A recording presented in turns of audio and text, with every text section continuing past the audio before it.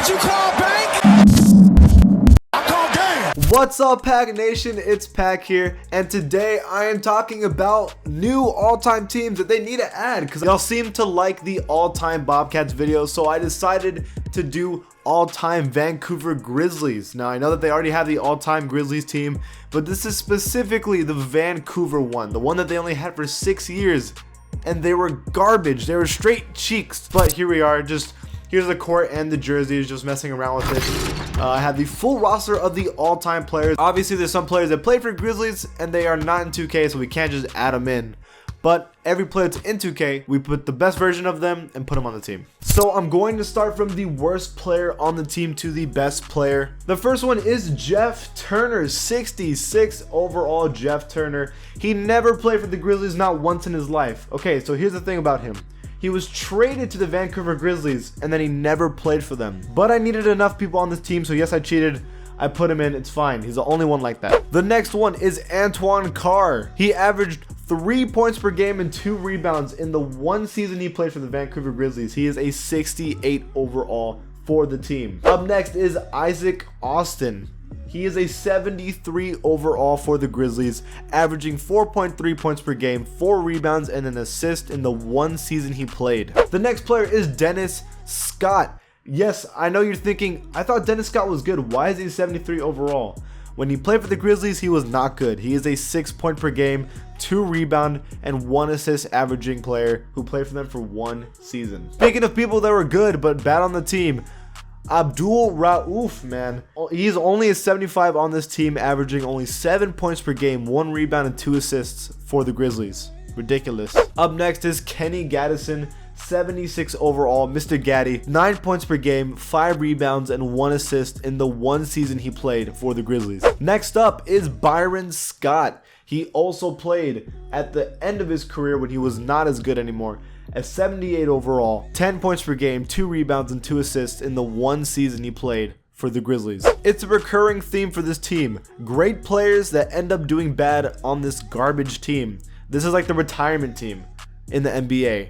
Next up, right here is Ordis Thrope, 11 points per game, 8 rebounds, and 3 assists in the one season he played. Ordis Thrope used to be amazing, but didn't do as good with the Grizzlies, a 79 overall. Next up is George Lynch. He's the opposite. He was always bad, and then he was good in the Grizzlies. 8 points per game, 5 rebounds, and 2 assists in the actual 2 seasons he played. One of the few players that played more than 1 season with the Grizzlies. Now we have Greg Anthony, 81 overall. He averaged 12 points per game, 3 rebounds, and 7 assists. 7 assists, dude, in the 2 seasons he played for them. So I cheated on this one, kind of. Bryant Reeves. I said I wasn't going to add any made players, but I had to actually create this player. I actually found this player that looked like Bryant Reeves, and I just kind of added him in. I changed the height, the name, everything. I made it accurate as to him. I put him at an 85 overall. Bryant Reeves played 6 seasons for the Grizzlies. The Grizzlies GOAT right here. Well, Vancouver wise. His nickname was Big Country because this dude was thick. He was averaging 13 points per game, 7 rebounds, and 2 assists in the 6 seasons he played with the Grizzlies. Every year that the Grizzlies existed, the Vancouver Grizzlies existed, Bryant Reeves played for them. An 85 overall. Up next is Mike Bibby. He averaged 15 points per game, 4 rebounds, and 8 assists prior to getting a headband for the 3 seasons he played with the Grizzlies. And finally, the GOAT of the Grizzlies, you could argue it's also Bryant Reeves, but also Sharif right here. No, not Shaq's son. 21 points per game, 8 rebounds, 3 assists in the 5 seasons he played for the Grizzlies. This man was a monster when he played for the Grizzlies. So I have the team ready, all, I believe 14 of them ready to go. I have my Spurs jacket that's basically the same colors as the Grizzlies. I mean, it counts, it's fair. I'm ready. The question is, can the Vancouver Grizzlies win an NBA championship? Their all-time team right now in the NBA. Let's find out.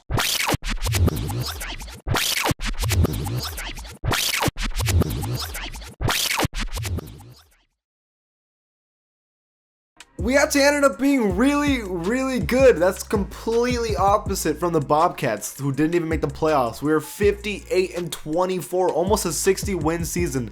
and we were in the West. We were the third best team in the West behind the Houston Rockets in front of the Minnesota Timberwolves. It looks like we're gonna end up having to play the Denver Nuggets, which should just be light work, light work. Our best player, point per game wise, was Mike Bibby, and this is before he was swole. 23 points per game, while Sharif was getting 22.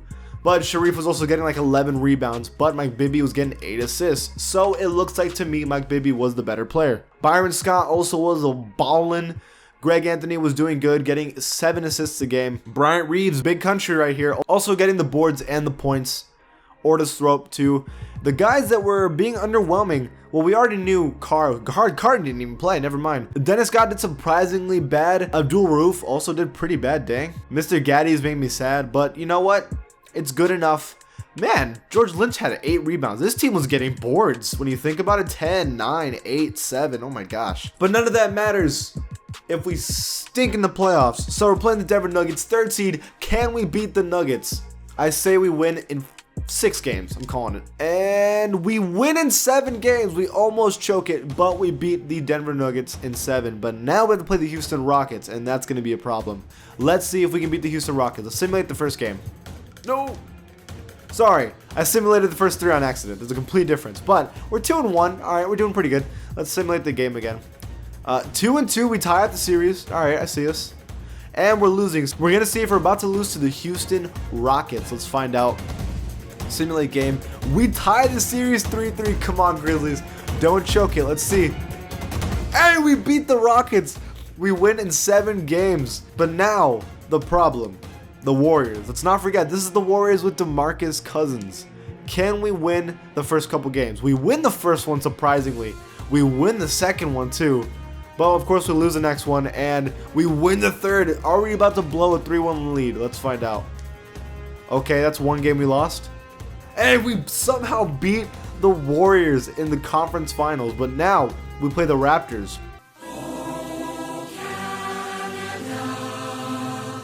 And this is with Kawhi Leonard. So, can we beat the Raptors? Let's simulate the first game. Okay. Alright, we tied the series. We're up 1. That's not bad. 3-1 lead. Okay, Raptors with the game. Hey, we win the championship, the Grizzlies.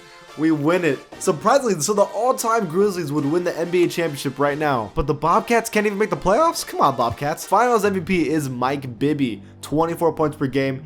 9 rebounds. Guy was on a mission. So there you go. Grizzlies win their first ever championship if you put their all-time Vancouver Grizzlies team together.